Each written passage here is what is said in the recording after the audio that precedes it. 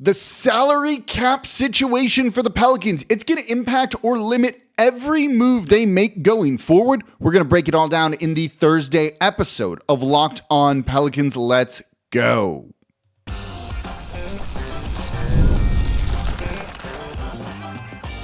You are Locked On Pelicans, your daily New Orleans Pelicans podcast, part of the Locked On Podcast Network, your team every day. Welcome to another edition of Locked On Pelicans, the daily podcast covering your favorite team, the New Orleans Pelicans and NBA, part of the Locked On Podcast Network, your team every day, available wherever you get your podcasts and available on YouTube. I'm your host, Pelicans Insider, credential member of the media, Jake Madison, at NOLA Jake on Twitter, here with you on this Thursday, and we are getting deep into the numbers here with the Pelicans salary cap.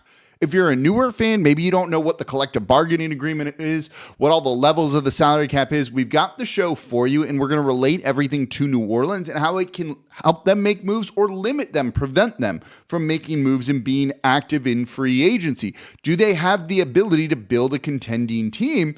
You're going to get some answers to that question in today's episode of Locked On Pelicans. Today's episode of Locked On Pelicans is brought to you by FanDuel. Right now, new customers can get $200 in bonus bets when your first $5 bet wins. And of course, thank you for making Locked On Pelicans your first listen today and every day. We're here Monday through Friday, the #1 Pelicans podcast, covering everything you want to know about this Pelicans team. So please subscribe wherever you get your podcasts and join over 11,000 Pelicans fans on YouTube as well and become an everydayer. That means you listen Monday through Friday to the Locked On Pelicans podcast.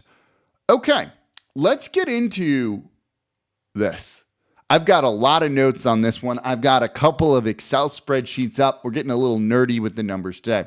So let's go over the most important salary cap, CBA, collective bargaining agreement things and how they relate to the Pelicans. And this is going to be a pretty high-level overview. We're not going to get too deep into the weeds on this. There's going to be some minor things regarding everything that you're going to hear in here. But all this is going to matter to the Pelicans, and those minor things probably won't matter that much. So let's get into this one here. The NBA's salary cap is a set amount of money that's designed to limit what teams can spend on player payroll. And the number is determined each season based on a percentage of projected basketball-related income for the upcoming year. That is called BRI. In the upcoming season, the salary cap is $154.6 million. Now, there's no hard cap in the NBA like I believe there is in the NFL that just can't be exceeded under any scenario. The NBA has a soft cap is what they call it. So teams are allowed to go over that soft salary cap using a variety of other methods. They're usually called exceptions. We'll get into those a little bit later. So this leads to the first decision teams need to make when you're in the offseason in terms of how you operate. The first decision teams need to make is, are you a cap space team or are you an over the cap team? Most teams operate as an over-the-cap team nowadays, and the Pelicans are going to be an over-the-cap team as well this year. When you are an over-the-cap team, you don't use cap space, salary cap space to sign players. You need to use exceptions to sign players. The Pelicans are going to be an over-the-cap team. So we said that 154.6 is the soft cap number. The Pelicans' total salary as of now, they can cut some of this. When you add the seventh pick into it, is $183.5 million, 183.6, let's call it. That gives them a total amount of cap space of just under negative $29 million. They're over the soft cap by about $29 million. They have negative cap space technically here. So they, to sign players, don't have cap space to use, so you need to use exceptions. We'll get into the exceptions in the next segment here. So let's go into a couple more thresholds. That first one is the soft cap. The next threshold is the luxury tax. Basically, if a team's payroll is greater than a certain amount, that team must pay a tax. So the way the tax works is a little bit complicated, and there's kind of two forms of this, right? Franchises, teams start by paying $1.50 to the league for every dollar they go over that luxury tax threshold. And that rate it increases the further you go over. So say your first $5 million over, it's $1.50 per dollar. when you get into the next 5 million, so it would be like 501 to 10 million, that might jump up to 1.75 per dollar. So the deeper into the tax you go, essentially the higher your payroll is, the more money you actually pay. So it's on a scale that goes up like that. The luxury tax, additionally, the league also has something called a repeater tax penalty. That's an additional dollar for dollar tax over the payroll threshold if you've paid the tax in 3 of the previous 4 seasons. When we talk about ducking the tax, it's often a team has been in the tax 2 years. They don't want to be in that 3rd year, so you duck it so it resets essentially, in a sense, it's rolling, that repeater tax penalty.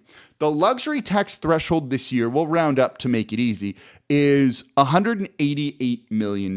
With the Pelicans being at 183.6, they essentially are at around, the exact number I have is $4,319,000, 116 as well. So you're about $4.3 million away from the luxury tax and those harsh penalties.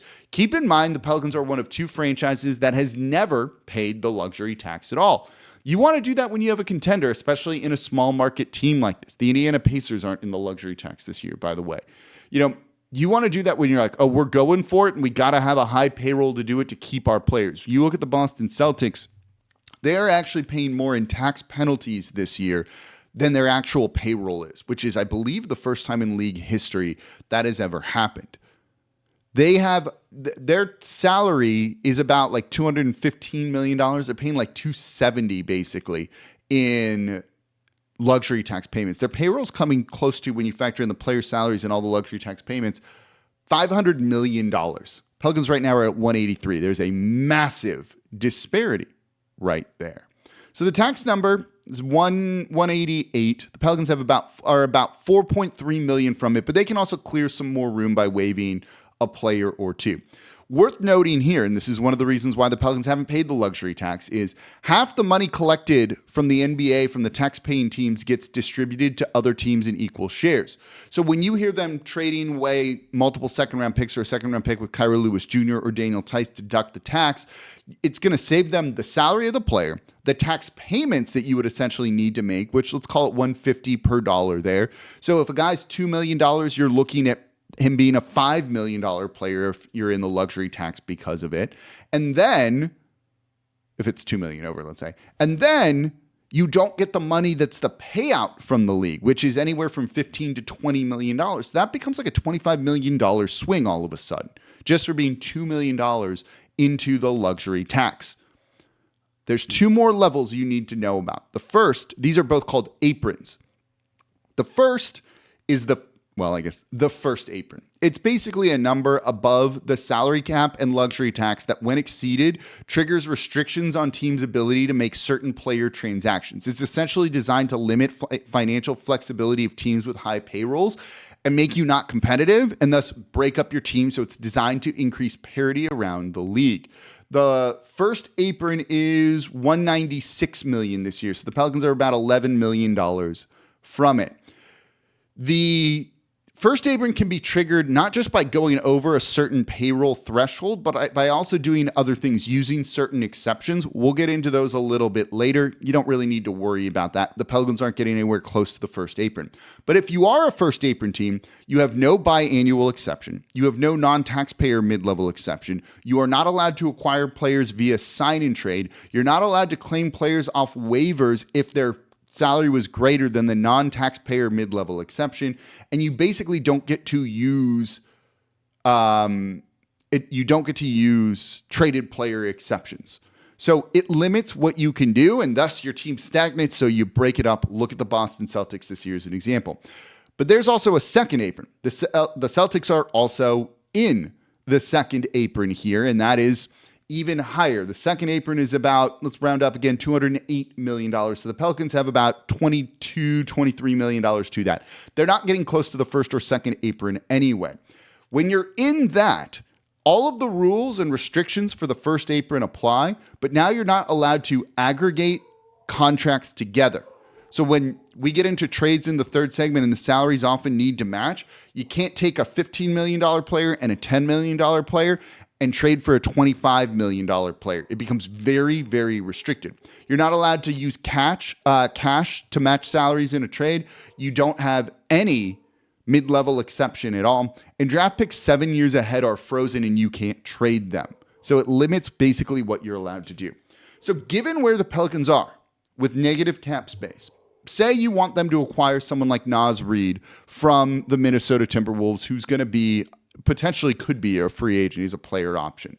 The Pelicans can't just go and outright sign Reid for a $20 million per year contract.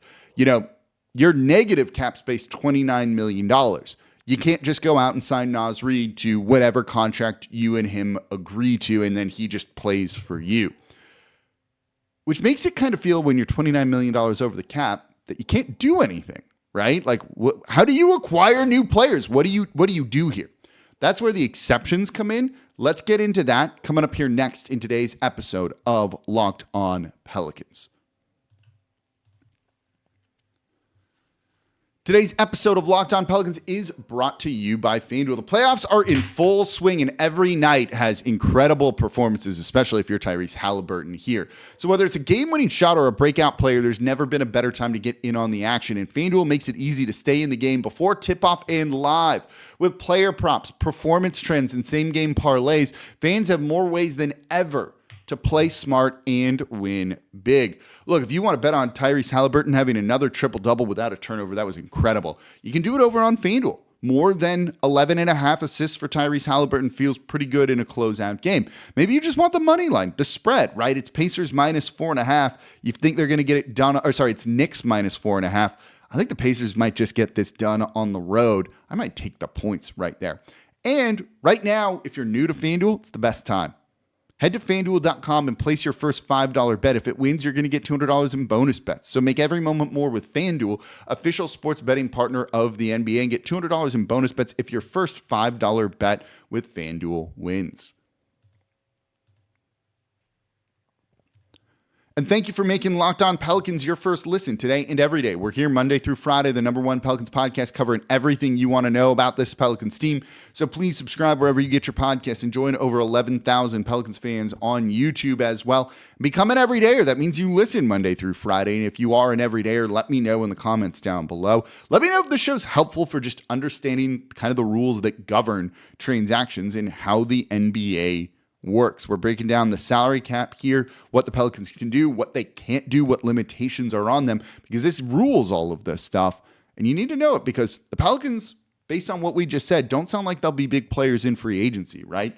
You are well over the soft cap. You don't have cap space to spend. You're only $4 million away from the luxury tax. Basically, right now, what can the Pelicans do? And that's a very valid question, right? They can't just go out and sign Reid for $20 million. I'm using him as an example because he's someone who'll get about that. Pelicans can't just be like, hey, Reid, we'll offer you $20 million. We'll give you a 3-year, $60 million deal. Come to New Orleans.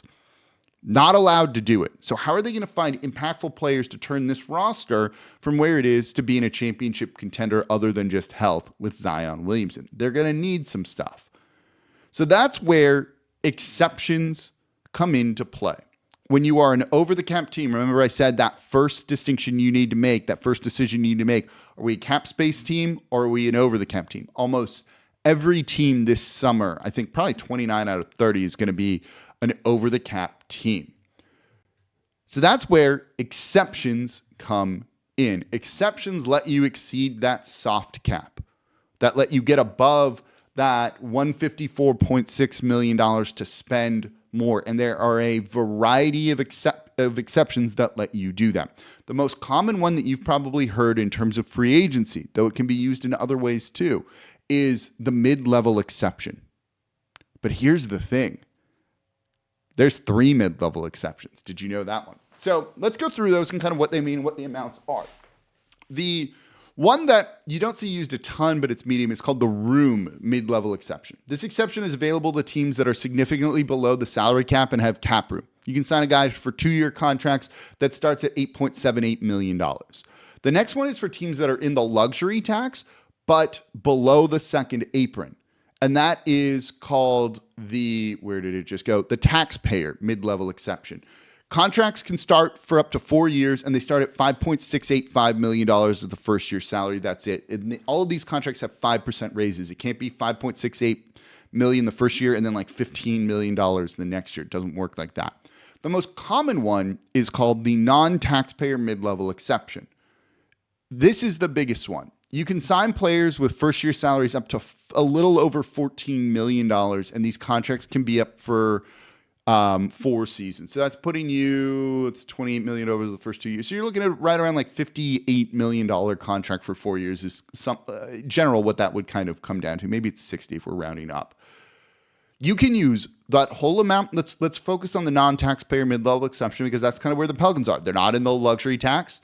So you can use the non-taxpayer mid-level exception, $14 million, let's say. You can use all of it. You can use part of it. You could sign someone for a $2 million deal and break this up with multiple players if you wanted. You can also use it for the full calendar year, so you don't need to do it necessarily during this part of the off season. You could do it during the season to sign somebody, something like that. Here's the thing, though. We just went over the Pelicans have never paid the luxury tax. We don't think they're going to pay the luxury tax this year either. Maybe we'll be surprised and be incorrect. So while they have $14 million to spend with the non-taxpayer mid-level exception, they're realistically only going to use, as of now, $4 million of that. They have one open roster spot after the 7th pick. They'll maybe look to sign a guy for $4 million. Now, you could waive Elfrid Payton and clear up another 3. You could waive Brandon Boston Jr., save about 2.5. I don't think you're going to get a better player than Brandon Boston Jr. at $2.5 million, so they probably keep him, but I wouldn't be shocked if they waive him. So you can maybe waive Elfrid Payton, and now all of a sudden you're working with about $7.5 million to spend on a player as their first-year salary. It's not going to get you someone great, but it can get you somebody. That's kind of what the Pelicans have this offseason. You know, their salary is pretty big. It's top half of the league right now, and it's really top-heavy with the players. They have 3 players making more than $30 million this year, and a 4th in Trey Murphy making $25. This is why when I did the Zion trade, I was really trying to kind of fix and create flexibility for the Pelicans in terms of their salary cap, because I don't view this as particularly great. Now, this is not an impactful free agent class, so it's not like you need money to spend here, but these exceptions can be used in a variety of other ways, but this is essentially what they have. They also have access to another exception called the biannual exception. And the biannual exception is an exception that can be used by each team in non-consecutive years, so basically every other year minimum, right? To sign one or more players, even if you're already over the salary cap. It's a different version of the mid-level exception if you want to think about it that way. It can be, I believe you can sign players for 2 years, and that starts at $5.135 million. They'll use that, or they'll use the non-taxpayer mid-level exception to sign somebody, maybe, and that's about it. They might not sign anybody in free agency right now, and they certainly don't have the money to go after a $20 million guy or someone like that. So they're a little bit limited here, truthfully. I've been concerned about the salary cap for a little while. This is kind of what happens when you have 3 players making $30+ million, right? This hurts your depth and things like that too by being that top heavy. And if those guys don't play, Zion missing tons of games, or DeJounte Murray not being ready to start the season, it really puts you at a disadvantage, and it's going to make this upcoming season challenging for New Orleans. Nola Starbar, I saw you in the comments when you said, I think it's easy for them to become a contender. I don't, based on their salary cap right now, because they're not going to be able to do much in free agency to go and get the type of players that they're going to want to get. Again, free agency is not the best example because this is not a good free agent class overall, but there are players to be had that would really help this team, and the Pelicans probably aren't going to be able to financially get those type of players. So how are they going to do that then, right? Well, this comes into trades, sign-in trades, and something called bird rights that you might have heard but don't know what those are. Let's explore that and how that's also still potentially going to limit the New Orleans Pelicans. That's coming up here next in today's episode of Locked On Pelicans.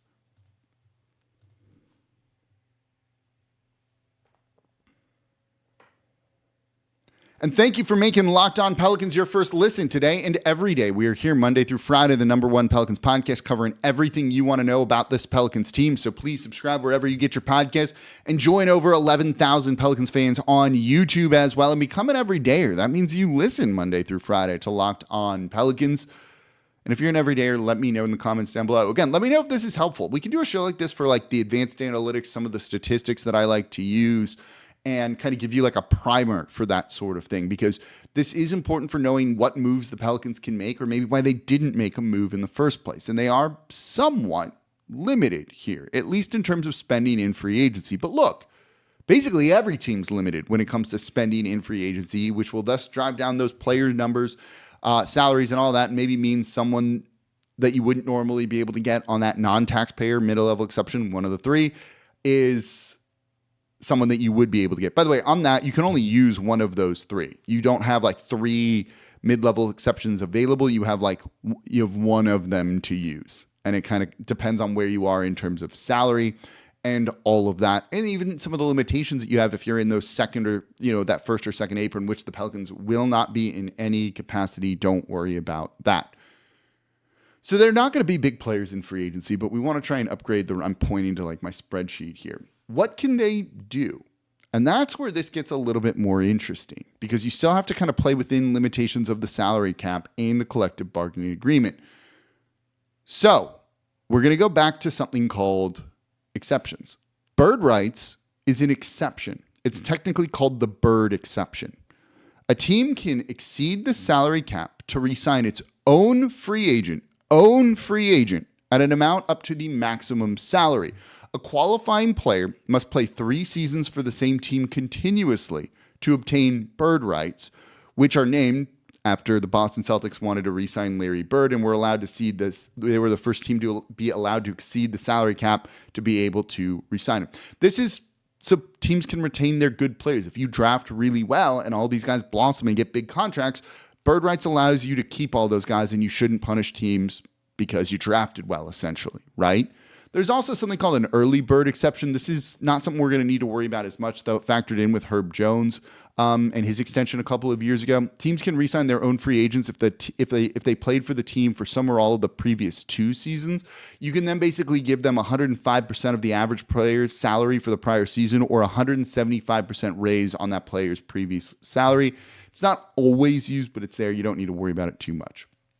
So this matters when it comes to Bruce Brown and really Jeremiah Robinson Earl. Those are really only the 2 guys kind of on expiring deals that are free agents. So the Pelicans, should they want to re-sign Bruce Brown and his $20 million from last year, can exceed the salary cap to go and do it. You don't need to use a mid-level exception or anything like that. You simply use bird rights to go and do that. And essentially that's what the Pelicans could do if you wanted to bring Bruce Brown Jr. back. Those bird rights transfer with the player. So as long as they have them, and the team that controls the player has them too. You can lose them too. But Bruce Brown Jr. would... Oh, wait, no. So he doesn't actually have them, thinking about it, because he signed as a free agent with the Indiana Pacers, who traded him there. It was a 2-year deal. So he actually doesn't have bird rights. So they can't use bird rights on Bruce Brown Jr. to... all right, see, figuring things out here in the moment. Basically, it's, if Trey Murphy, right, is a good example. You signed him to an extension, allowed you to exceed the salary cap for it because he'd played for you for the previous 3 years, and it's a rookie scale exception. So those are kind of how it works a little bit here. Bird rights are important for allowing you to exceed the salary cap. Actually doesn't really factor in right now for the New Orleans Pelicans. So that's good. But it is important for something called sign and trade. So I'm glad we mentioned it here. I said the key thing of that bird rights statement is a team can exceed the salary cap to re-sign its own free agents. Now let's talk about what the heck a sign and trade is. So a sign and trade is exactly what it sounds like. Let me pull this up here. Sign and trade allows teams to re-sign their own free agents for trading purposes. Under this rule, the player is re-signed and immediately traded to another team. This is done by, we don't need all of that here, right? So basically you sign them and then immediately trade them to another team. They can only trade players that were on the team the previous season. So if you want to we'll go back to Reid, right? This is how you get him.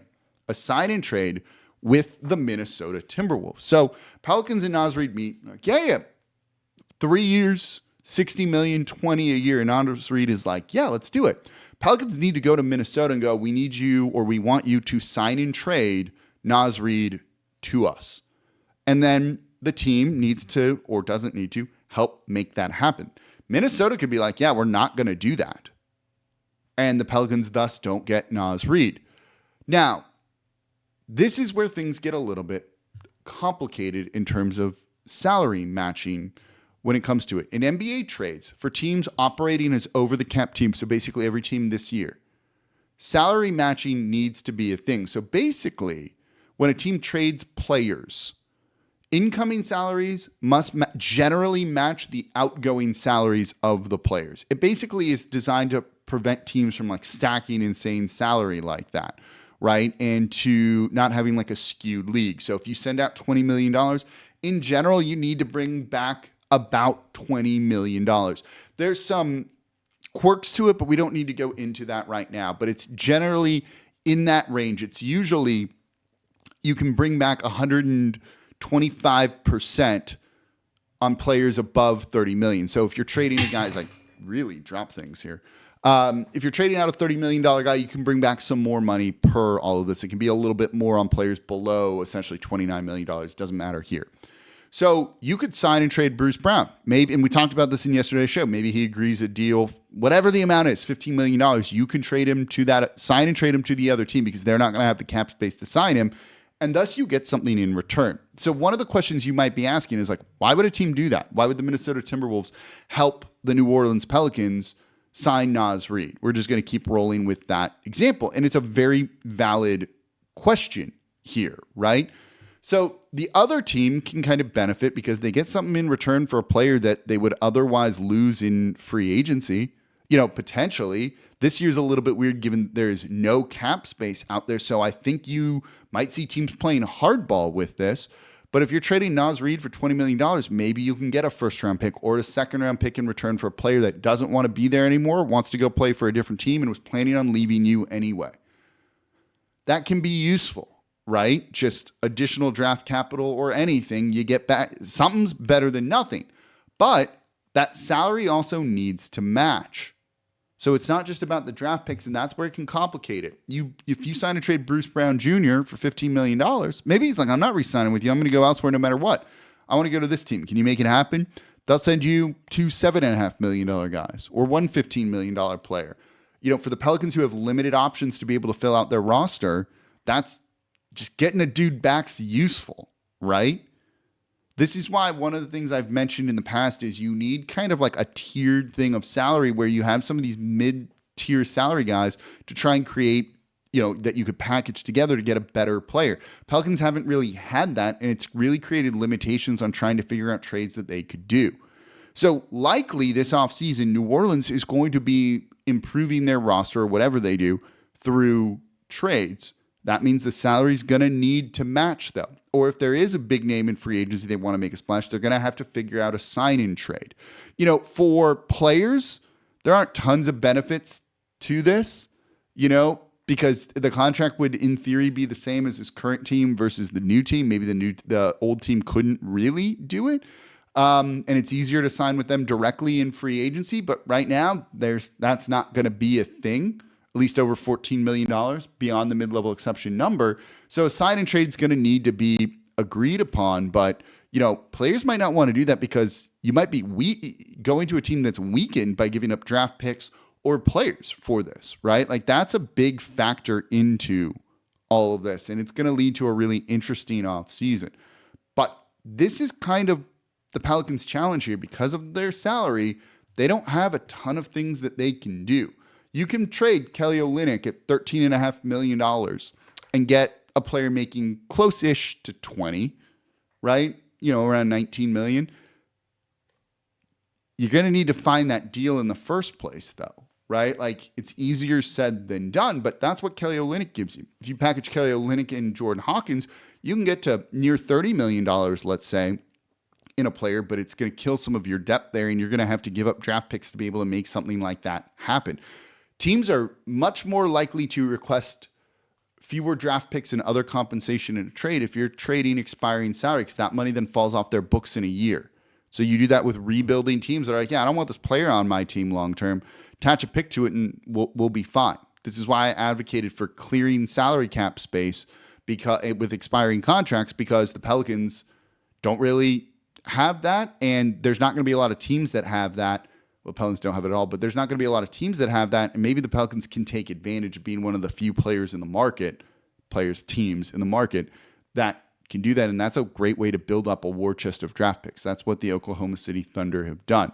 So basically, they're going to have $4 to $7.5 million to spend in free agency, depending on what you do with Elfrid Payton, but then you need to backfill that spot. And that luxury tax line, we've mentioned the first apron, the second apron, those don't matter. The line that matters for the Pelicans is the luxury tax threshold, which they're $4.3 million away from as of now. Can get to about $7.5 million if you waive Elfrid Payton, maybe about $10 million if you waive Brandon Boston Jr. too. Now, you can trade out salary and bring back less. That'll change that as well. That'll give you more breathing room. That's a factor. But those are cost-cutting moves that aren't particularly exciting here. So they're in a spot. I don't know if it's good. Don't know if it's bad. It's not good. It's not bad per se. They're kind of there lumped in with a lot of other teams around the league, but probably limited just because they don't have the full $14 million. They have the full $14 million of the non-taxpayer mid-level exception to spend, but probably won't do that because of the luxury tax line that they're at. So that's how this is going to impact the Pelicans this offseason and what they're going to do. So Zion makes, I'll run through the numbers quickly as we wrap up the show. Zion makes basically $39.5 million this year. CJ is 30.666. Metal. DeJounte Murray is 31.5. Trey is 25. Herb Jones is essentially 14. Kelly Olynyk is 13.5. Jordan Hawkins is 4.7. Jose Alvarado is 4.5. Misi is 3.35. Carlo Makovich is $2 million. Antonio Reeves is $2 million. Elfrid Payton is $3.153 million. Brandon Boston Jr., $2.5 million. The seventh pick will also come in at about $7.5 million. And then you still have one open roster spot. How does it make you feel about the Pelicans offseason? Better, worse? Joe Dumars is going to need to work some magic. Let me know in the comments down below, what solutions do you have for the team? And also, was this show helpful for explaining these kind of technical things? Let me know in the comments down below. And that's going to do it for this episode of Locked On Pelicans. As always, I'm your host, Jake Madison, at NOLA Jake on Twitter. This is the Locked On Pelicans podcast, part of the Locked On Podcast Network, your team every day. I'll be back with y'all tomorrow. See y'all next time.